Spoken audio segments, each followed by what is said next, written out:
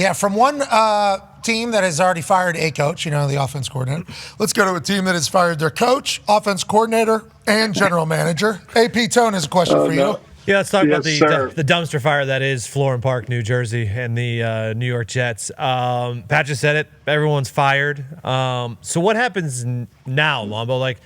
Do you think the new GM, do they meet with Rodgers and Devontae, or do they make that decision on their own? And do you think they're going to keep them? Well, I think the reason all this is happening now is because Woody Johnson, the owner of the Jets, his wife, and Melania Trump, Trump's wife, are best friends, and we know he's going to go back to becoming an ambassador of some country. I don't know which one. I'm trying to get the ambassador to Italy, but he's probably going to be in Italy, right? I'm in, Lombo.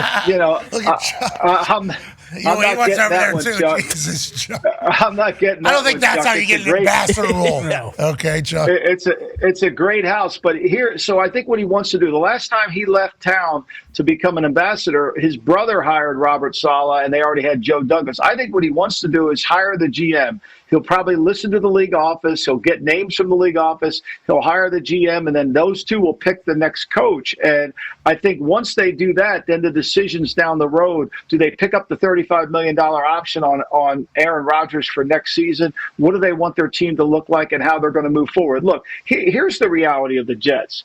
They have not won over the last 12 years. There's a reason for that, whether it's John Itzik, Mike McKagan, Joe Douglas, it doesn't matter. They've all lost. The coaches, Adam Gase, Todd Bowles, Robert Saleh, they've not been able to win. And there's a reason for that because the owner's involved. He's involved in everything.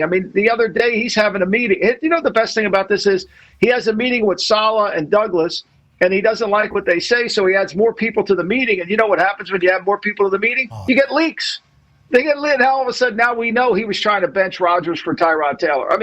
This is dysfunction at the highest level. And so when you realize they can't win, don't be surprised and don't think they're going to hire somebody with a magic wand because everybody else who's been in there hasn't been able to turn the tide either.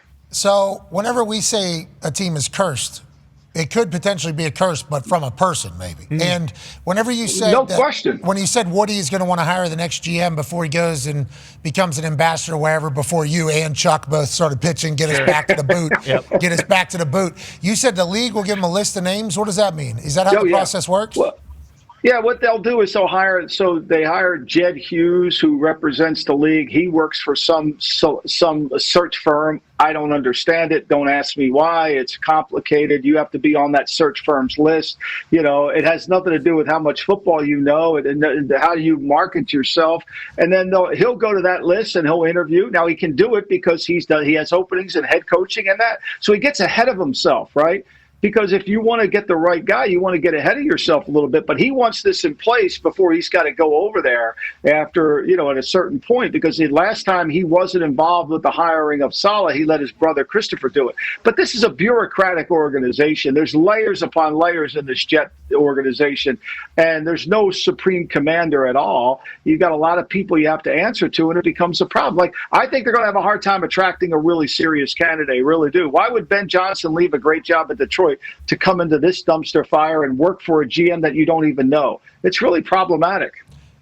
Ben Johnson's already allegedly, if we believe all the news cycles from the past couple of off seasons, Ben Johnson has already potentially had a head coaching opportunity and said, I am going to stay with the Detroit Lions. Yep.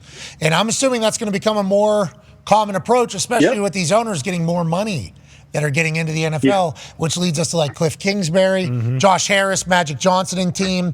They literally have cash out they will pay. Sean Payton potentially ended up with the Broncos because the Walmart family had more money than anybody, and they potentially were like, hey, not only will we pay you a shit ton, your assistant coaches that you want to get in here will pay a shit ton. If we have success, we'll try to keep them. There's a new model happening right now.